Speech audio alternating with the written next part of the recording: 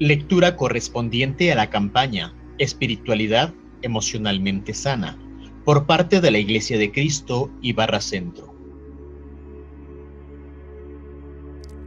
Platón en la Iglesia. ¿De dónde sacamos la idea que la madurez espiritual se puede alcanzar, aparte de una integración de los aspectos emocionales de lo que somos? ¿De dónde proviene el sutil prejuicio que coloca lo espiritual sobre los componentes físico, emocional, social e intelectual de lo que somos?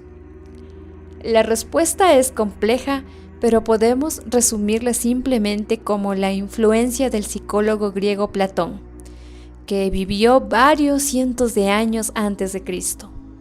Su influencia a través de una serie de personas en la historia de la Iglesia, tales como Agustín, continúa impactándonos hoy. El mensaje tácito en muchas de nuestras iglesias es: el cuerpo es malo, el espíritu es bueno. De algún modo, se ha filtrado en nuestras iglesias un mensaje sutil. Ser humano, emocional, de alguna manera es pecaminoso, o por lo menos inferior que espiritual. Esto viene mucho más del platonismo y el gnosticismo que de las Santas Escrituras.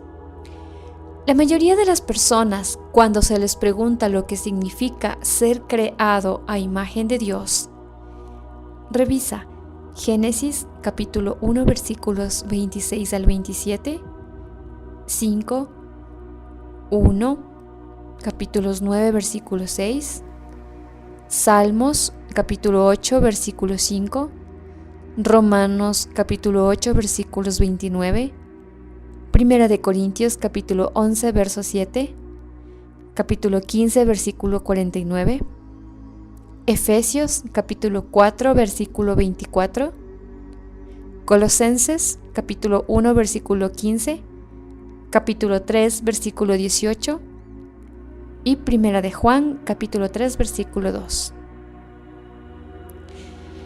Estos mensajes se centran solo en nuestros aspectos espirituales. Nosotros pensamos en modelar nuestras vidas según Jesús en áreas tales como la oración, la palabra, el servicio, la entrega y la adoración.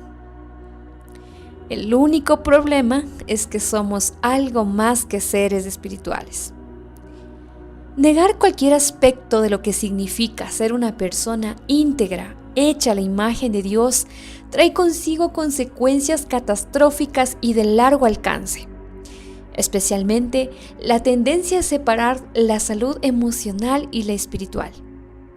Insanas tendencias como inevitables cuando fallamos a la hora de comprendernos a nosotros mismos como gente íntegra, hecha a la imagen de Dios nuestro Creador. Esta imagen de Dios en nosotros incluye muchas dimensiones: física, social, emocional, intelectual y espiritual. Sin embargo, por alguna razón se exalta nuestro espíritu sobre los otros aspectos centrales que nos hacen humanos. ¿Ignoramos lo físico? ¿Quién tiene tiempo de hacer ejercicio, de comer lo adecuado o de descansar lo suficiente? ¿Lo social? No se preocupe de esas amistades. ¿Quién tiene tiempo para dedicárselo a buenas amistades y otras personas importantes? Ya tendrá tiempo para festejar en el cielo. Lo intelectual. Tenga cautela a la hora de desarrollar su mente a todo su potencial. Terminará sin sentimientos para Dios. De cualquier manera, ¿quién tiene tiempo para reflexionar? Lo emocional. Pareciera que cuando uno hace caso a sus sentimientos, se confunde más y uno se aleja de Dios. Con el tiempo, este paradigma, que no es bíblico, condujo a una actitud que consideraba los sentimientos y emociones como opuestos al espíritu, especialmente la ira, que se convirtió en uno de los 7 pecados capitales, pese al airaos, pero no pequéis, y lento para la ira. enseñanzas de la Escritura. En la mente de muchos hoy en día, la represión de los sentimientos y emociones se ha elevado a un nivel de espíritu o virtud. Negar la ira, ignorar el dolor, escamotear la depresión, huir de la soledad, obviar dudas que confunden y desconectar nuestra sexualidad se han convertido en una forma de vida espiritual. En The Cry of the Soul, El grito del alma, Dan Allender y Tremper Lachman describen por qué es importante escuchar y ocuparse de nuestras emociones. Ignorar nuestras emociones es volverle la espalda a la realidad. Escuchar a nuestras emociones nos introduce en la realidad. Y en la realidad es donde encontramos a Dios. Las emociones son el lenguaje del alma, son el grito que le dan una voz al corazón. Sin embargo, a veces nos hacemos los sordos a través de un rechazo emocional, la distorsión o desvinculación. Nos sacudimos de cualquier cosa perturbadora a fin de conseguir un tenue control de nuestro mundo interior. Nos atemoriza y avergüenza lo que se filtra en nuestros sentidos.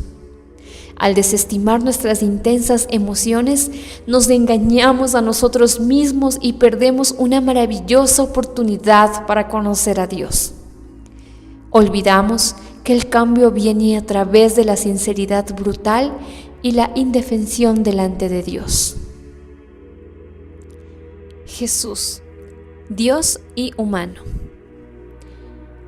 Una forma en que crezco espiritualmente es haciendo anotaciones en un diario privado. Dejo constancia de mis pensamientos, oraciones y discernimientos desde la perspectiva de Dios. En la preparación de este libro, pasé todo un día releyendo los diarios que cubrían un periodo de 15 años de mi vida. La primera dura lección que advertí fue cuánta resistencia sufrí para ver y aceptar el nuevo paradigma de la salud emocional como inseparable de la espiritualidad. Más de 2 años de intensa labor y tormentos. A lo largo de mi jornada cristiana, continuamente di testimonio del Dios llamado Jesús. El problema era que contadas veces consideré al ser humano llamado Jesús, ni a mi propia humanidad, en lo que ello respecta. Mis anotaciones en el diario y oraciones escritas confirmaban que el Jesús que adoraba y seguía durante los primeros 17 años de mi vida cristiana no era muy humano. Tampoco lo era yo. Una de las primeras herejías en la iglesia fue el docetismo, la creencia de que Cristo no se había vuelto humano en realidad debido a las franqueables diferencias entre el mundo divino y el humano. Por lo tanto, algunos pensaban que Jesús solo parecía ser humano, pero que de hecho nunca se despojó de su divina naturaleza o esencia. Aunque no creía en una noción antibíblica como esa, mi vida en Dios no respaldaba lo que yo profesaba. Ignoraba mis limitaciones humanas y me arrastraba como un desarrapado para ser más y más por Dios. Evitaba los sentimientos negativos tales como la ira o la depresión al considerarlos contrarios a Dios. Caí en la trampa de vivir como si pasarse todo el día en oración y en la lectura de la palabra eran cosas más espirituales que limpiar la casa, lavar o cuidar de los niños. En el concilio de Calcedonia, en 451 después de Cristo, los líderes de la iglesia declararon que Jesús era enteramente Dios y enteramente humano. Una extendida e histórica interpretación de la Escritura que yo también comparto.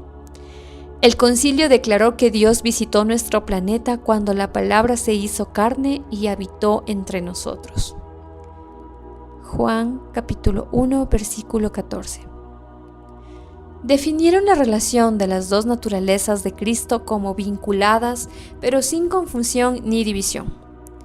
El Jesús que yo adoraba, por contraste, era mucho más Dios y mucho menos un hombre.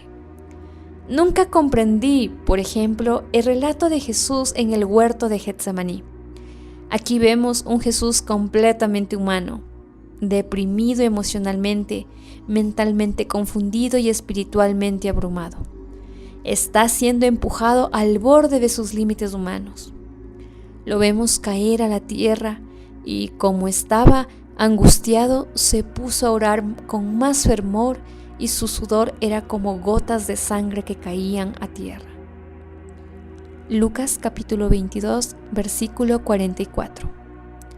Nunca consideré que Jesús estuviera bajo este tipo de estrés emocional.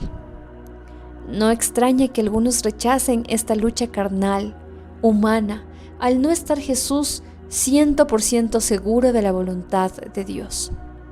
Lo que me preocupa es los numerosos líderes cristianos con que me encuentro que están emocionalmente aletargados. No están conscientes de nada que pueda llamarse sentimientos o emociones. Cuando usted les pregunta cómo se sienten, puede que usen la frase "me siento", pero en realidad solo se refieren a un hecho a lo que piensan. Sus emociones están congeladas. Su lenguaje corporal, tono de voz y expresión facial indican que las emociones están presentes, pero no están lo suficientemente conscientes aún para identificarlas. Hasta para aquellos de nosotros que somos sensibles, a menudo no estamos conscientes de las profundidades que subyacen tras nuestras emociones. Querida familia Iglesia de Cristo y Barra Centro, gracias por ser los compañeros ideales en este hermoso viaje hacia una espiritualidad emocionalmente sana. Los invitamos a que nos sigan acompañando con las siguientes lecturas: Nuestro mundo interior y exterior, Una segunda conversión para mí y nuestro liderazgo, y Encuentra tu desierto con Dios, que se encuentran en el libro Iglesia Espiritualmente Sana, temas que continuarán bendiciéndonos. Un abrazo para cada uno de ustedes. Tomado del libro Una iglesia emocionalmente sana, de Peter Scazzero, Editorial Vida.